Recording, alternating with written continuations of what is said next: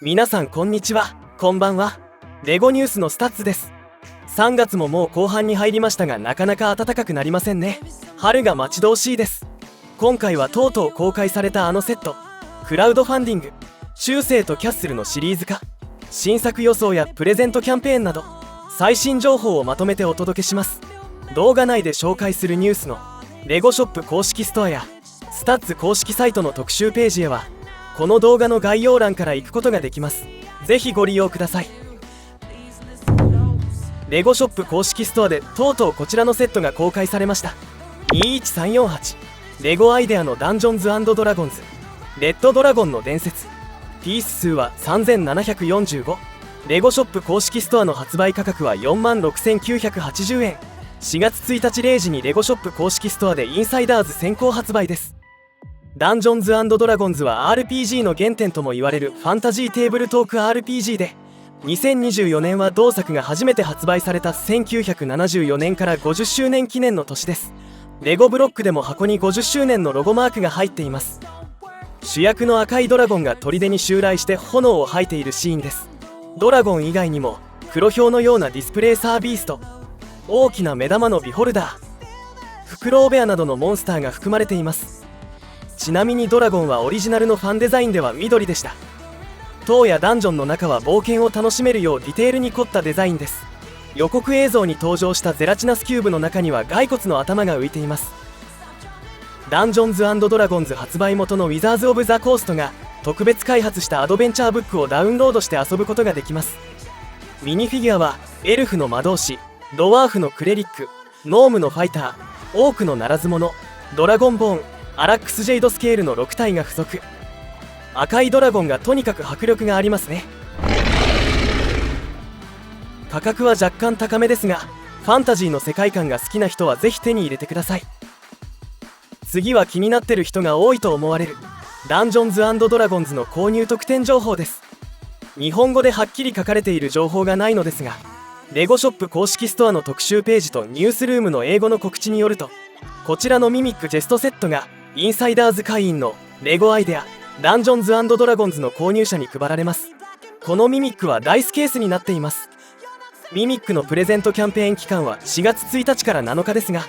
在庫がなくなり次第終了ですので、確実に欲しい人は販売開始と同時の購入がおすすめです。かなり人気がありそうなので短時間で品切れになりそうな予感がします。普段レゴブロックに馴染みのないダンジョンズ&ドラゴンズファンの方にもこの動画を見ていただいているかもしれませんので、購入方法などをもう一度分かりやすく説明します。レゴダンジョンズ&ドラゴンズはレゴグループの公式オンラインショップレゴショップ公式ストアで2024年4月1日午前0時にインサイダーズ会員限定で先行販売が始まります。稀に10分程度遅れる場合もあります。ミミックの購入特典はレゴショップ公式ストアに会員登録をしてあるインサイダーズ会員だけがもらえます。インサイダーズ会員というのはレゴショップ公式ストアにアカウントを作った会員のことです。インサイダーズ会員に登録すると買い物でポイントが貯まったり、今回のミミックのような会員限定の購入特典がもらえるなど、特典がたくさん利用できるようになります。登録にも利用にも費用は一切かかりませんので、普段レゴブロックに馴染みのないダンジョンズ&ドラゴンズファンの皆さんもとりあえず登録しておきましょう。レゴショップ公式ストアのダンジョンズ&ドラゴンズ販売ページとインサイダーズ登録ページにはこの動画の概要欄から行くことができます。それでは皆さん、4月1日0時にレゴダンジョンズ&ドラゴンズを購入してミミックの購入特典ももらっちゃいましょう。レゴダンジョンズ&ドラゴンズは米国東部夏時間4月6日午後12時から YouTube と Twitch でファンデザイナーのルーカス・ボルトさんがマスターを務め、有名なダンジョンズ&ドラゴンズプレイヤーを招いたスペシャル配信も行われる予定です。スペシャル配信詳細は動画概要から行けるスタッツの特集ページでご確認ください。ブリックリンクデザイナープログラムシリーズ4、ファン作品をブリックリンクブランドでパッケージ化して販売する企画、ブリックリンクデザイナープログラムの第4弾でクラウドファンディングの対象となる5作品が発表されました。クラウドファンディングは日本時間の2025年2月2日午前5時に始まる予定です。ただし日時は変更になる可能性があります。それでは5作品を紹介します。画像は全て応募段階のデザインなので最終的な製品ではありません。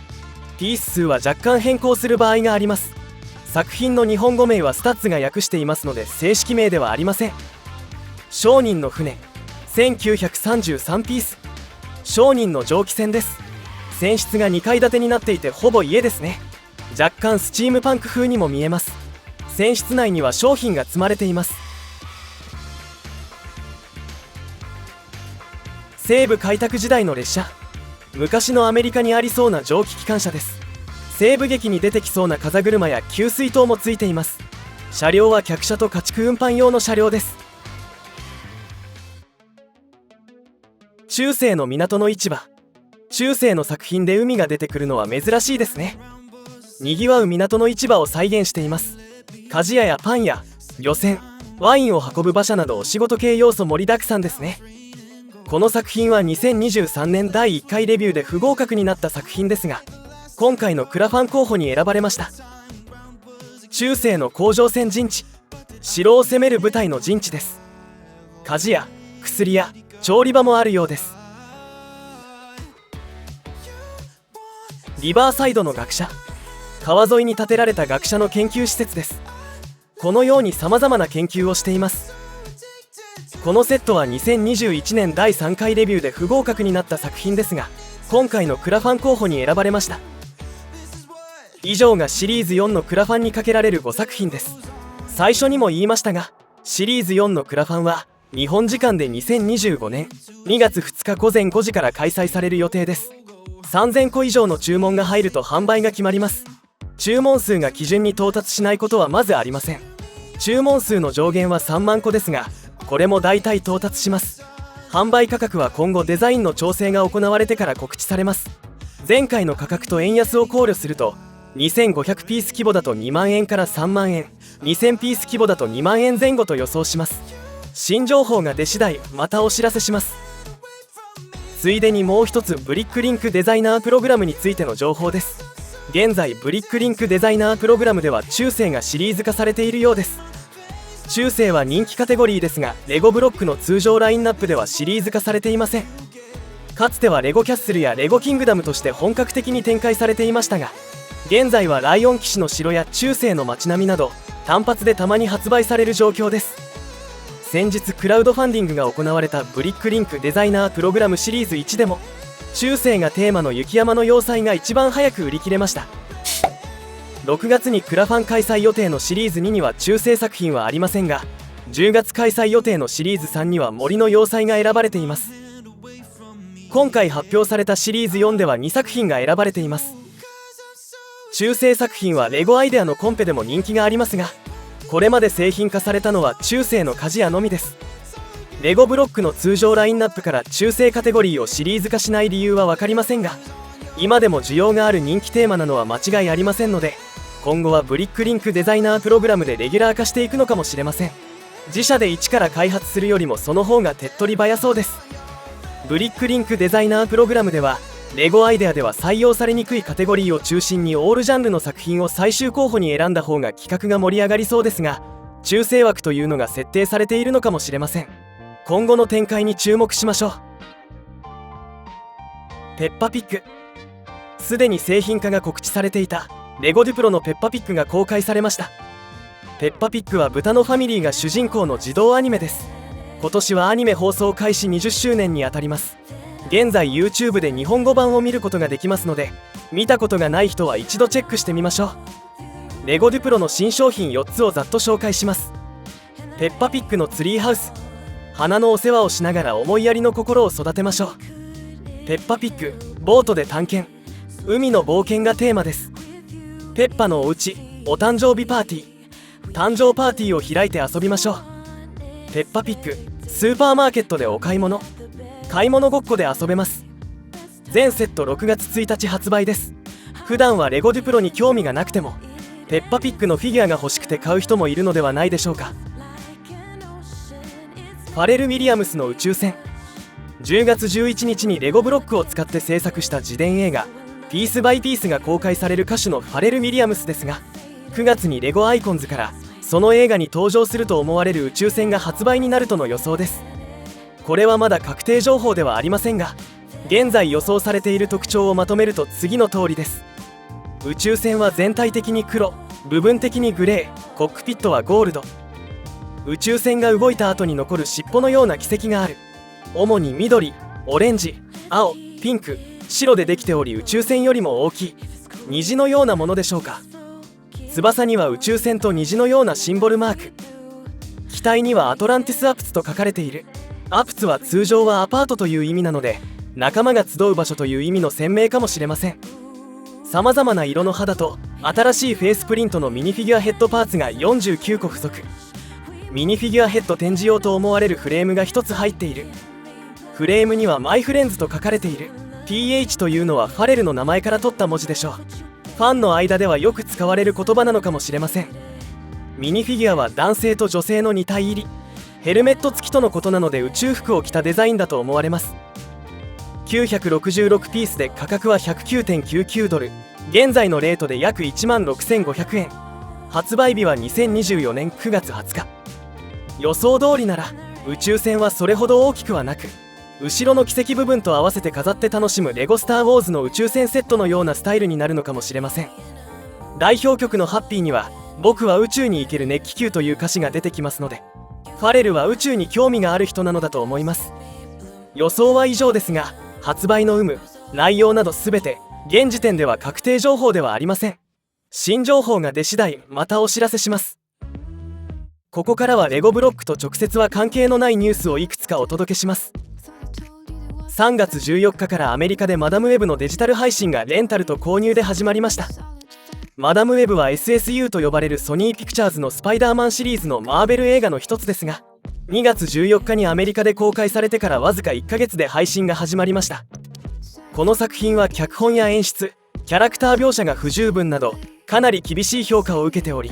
公開週末の興行収入も2580万ドルと同日公開で5100万ドルを超えたボブ・マーリーの伝記映画を大きく下回っています。それまで公開週末の興行収入で1位になれなかったマーベル映画は次の4作品のみでした。2005年公開エレクトラ、1位はコーチ・カーター。2012年公開ゴーストライダー2、1位はデンジャラス・ラン。2015年公開のファンタスティック4、1位はミッション・インポッシブル・ローグネーション。2019年公開 X メンダーク・フェニックス、1位はペット2。今回マダムウェブが新たにこのリストに加わりました。国内ではデジタル配信やディスクの発売についての情報はまだ発表されていません。通常であれば6月頃に始まると予想しますが、少し早まる可能性もあります。ちなみにマダムウェブのレゴブロックは発売されていません。くまのプーさんミュージカルご招待キャンペーン。ディズニープラスがミュージカルディズニーくまのプーさんご招待キャンペーンを実施しています。すべてのディズニープラス会員に応募資格があります。これから入会する人も応募できます。商品はくまのプーさんミュージカルの S 席ペアチケットで、当選者数は5組10名様。対象のミュージカルはゴールデンウィークの5月3日午前11時開演。場所は東京日本橋三井ホールです。当選者にはイベントの1週間前頃までに郵送で商品が送られてきます。ディズニープラス会員はとりあえず応募しておきましょう。応募方法などの詳しい情報は動画概要からいけるスタッツの特集ページで確認してください。